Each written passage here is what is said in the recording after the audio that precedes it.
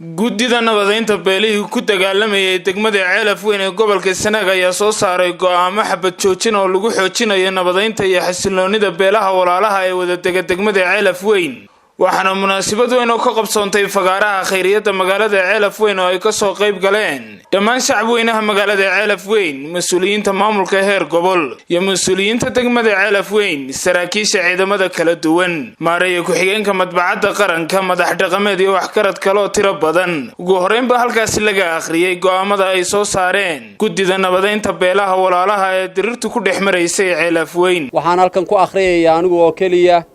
heshiiska xabad joojinta ee ay isla qaateen labada beelood ee Idarays iyo Boho qodobada heshiiskaas oo ka kooban 8 qodob ayaa ah sidan 1 in labada beelood ay ka hirgeliyaan dhammaan deegaanadooda xabad joojin buuxda taas oo dhaqangal ah laga bilaabo maanta oo lagu dhawaaqay xabad joojintaas qodobka labaad in qofkii ama ciddii xabad joojinta ku dhaqmi weyda ee xabad ridda ku hanjabta ama waxyeello geysata noocay doonto ha ahaatee ay isaga ku gaar tahay gacani waa nin la ugoodo shareecadaana la marinayaa qodobka saddexaad beel kasta iyada ayaa ka mas-uul ah oo lagala xisaabtamaya soo qabashada iyo horkeenista sharciga ciddii beesheeda ah ee jabisa xabad joojintaas 4 in aan hub lala dhex mari karin magaalooyinka iyo goobaha la isugu yimaado ee caamka ah sida tuulooyinka iyo ceelasha 5 in ciidanka dawladdu u fasaxan yahay inuu tallaabo sharciga waafaqsan ka qaado hubkana uu kala wareego cid kasta oo hub la dhex marta magaalooyinka iyo goobaha la isugu yimaado ee caamka ah hubka ay la wareegaan ciidankuna aan lagaga daba tagi karin beeluhu aanay kaga daba tagi karin waxayaguna hadallada iska daba qaatay boqor Cismaan oo Maxamuud Buurmadow Sultaan Saleebaan Cawil Dirir Komishineer Cabdiraxmaan Aadan Weyd oo ah gudoomiyaha guddida nabadeynta iyo wax garad kale oo tiro badan kuwaas oo dhamaantoodba si isku mid ah u garab istaagay go'aamada ay guddidaasi soo saareen waxaanu qaadanay oo hirgelinaynaa oo ballan qaadaynaa oo u sheegaynaa ciidamada iyo cid kasta khusaysaba qodobada 8 ee aanu halka laga sheegay inaan wada qaadanay oo la dhaqan geliyo oo sideeda u dhaqan galaan waxaan isleeyahay maanta halkii ay ka xidhmi lahayd baa ilaahayna waafiyay baan isleeyahay waxaanu ballan qaadaynaa ilaahay hortii ka ballan qaadaynaa inuu dadkaasi maanta laga bilaabo isugu kaaya mid yahay in ciddii inta wanaagsan inay isugu kaaya mid tahay inta xun inay isugu kaaya mid tahay saasaanu ku soo arrinsanay beelihii shirayay haddaanu nahay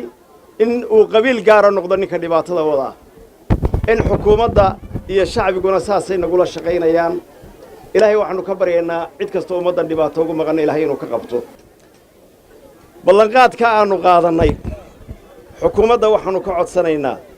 inaanay jilcin iyadu annagu ma jilcin doonno uma turi doonno uma dul qaadan doonno ciddii dhibtaa damacda inay isku daydo inay dhaqdhaqaajiso xukuumaddana waxaanu ka codsanay inaanay turaale u samaynin waanu wada hadalnay waa isla waafaqnay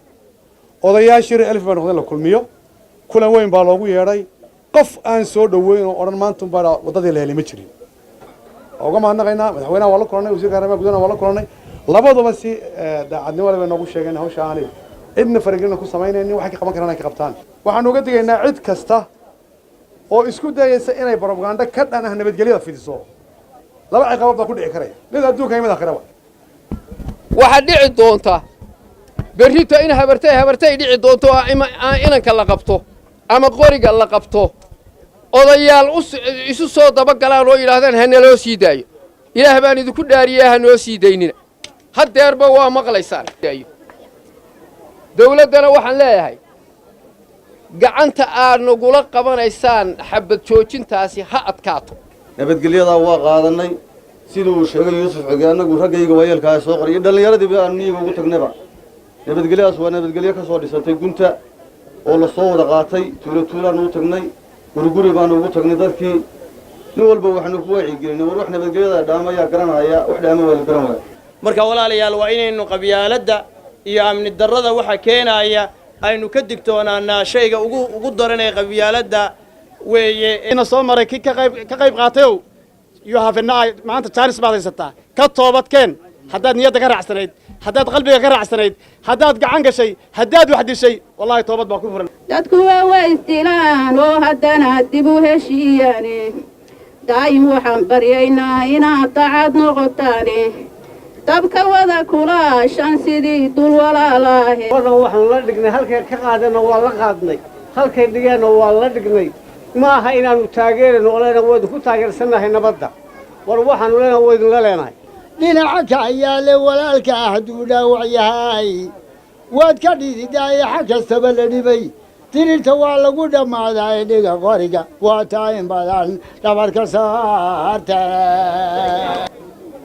waxaan idinla ballan qaadaynaa inay geedkay saartuushaba ka gaaban iyo ka dheerba inaan idinkala rogi doonno nabaddana sidaa waxa laydinka saaroo ku dheeraya sidaa aad tidhaahdeen ilaahayna waa idinku dambi dhaafaya oo wixii aanu idinka roganay de waa taasuu ku dhaafaya annana diyaar baannu u nahay wix allaale wixii dhacay ee naloo tirsanayo inaannu ka qancinno baa lagu dawaynaya waxaannu leenahay waar ha la qaato dawadaa ha la qaato lacag laga qaadan maayo waa bilaash annagu waan intay odayaasha yahay waa lagu mudo waa cafbaa qabnaa waxaannu leenahay waar dawadaa ma qaadateen ugu dambayntiina waa halkaasi ka hadlay saraakiisha kala duwan ee ciidamada booliska iyo milatariga barasaab ku-xigeenka gobolka Sanaag Ismaaciil Cabdi Xasan iyo maareeye ku-xigeenka madbacadda qaranka Maxamed Cabdiraxmaan Liibaan kuwaasoo sheegay ciddii hor istaagta fulinta go'aamadaasi inay gacan bira ku qaban doonaan ciidamadu waa amranaayeen laakiin dhufayskii idinka xaggiinna ahaa ee bohoshii aad jabadaa ku biilayseen ee dembiiluu gelaya laga taageeraya haddaad taa soo xidhaan waxaannu ballan qaadaynaa kana rumaysaan inuu dembiilayo haydaan ka daba iman inaannu sharciga iyo dembiile istusno baannu idinka ballan qaadaynaa joogaannu ugu tegaynaa dembiiluhu waanaannu ka wada hadallayoo heshiiska qayb baannu ka hayn haddaannu ciidamada nahayoo labada beelood ee ka wada hadlayay arrintan annana goobjoog baannu ka haynoo waxaannu ku ballan qaadaynaa in ninka saacaddaa laga bilaabo qori lagu qabto ninka lagu arko isagoo meel ku jira ciidanka lagu arko isagoo urursan kuruuga gacan bira baannu ku qabanaynaa waxaannu ka gudanaynaa waajibaadkayaga waxaannu geynaynaa xabsi baannu geynaynaa aanu ka soo bixin ciidamaduna waxay u fasaxan yihiin wax allaale waxay qori arkaan inay gacantooda ku qabtaan haddaannu golayaashanahay hawshaa nabadgelyo ee xabad joojina lagu dhawaaqay waannu idinku ilaashanaynaa hamoodina in aan qudhina la ilaashanay ciidamada qalabka sida waxay ku amran yihiin maanta maadaama ay labadii jifiyood ay sheegeen in aanu ninkaasu iyaga ahayn qoriga qaata maanta ee qoriga sita in ay gacan bira ku qabtaan ciidamadu waxayna bilaabaysaa haddeer saacadda aynu ku jirno bilaabaysaa maanta oo bishu ay 5 tahay saasay ku amran yihiin ciidamada qalabka sida ilaahay waxaan leeyahay haynoo aqbalo waxaan leeyahay weel haddaan gadaanka iyo gunta hoose laga tolin markaa waxay noqotay gunka tolerantary caafimaadkan ceelfeen ka bilaabmay gobolka oo dhan buu gaari doonaa insha Allah waxaan kaloo u mahadnaqayaa madaxweynaha jamhuuriyadda Soomaaliland oo markii ay Hargeysa ka soo bilaabantay si kaliya laabo u taageeray leeyta nabadayntaana waa yeelow sida wanaagsan aad tan u wadeen si ka wanaagsan u sii wada وجابر سعيد على جابر بلشاوي سان تي في علف وين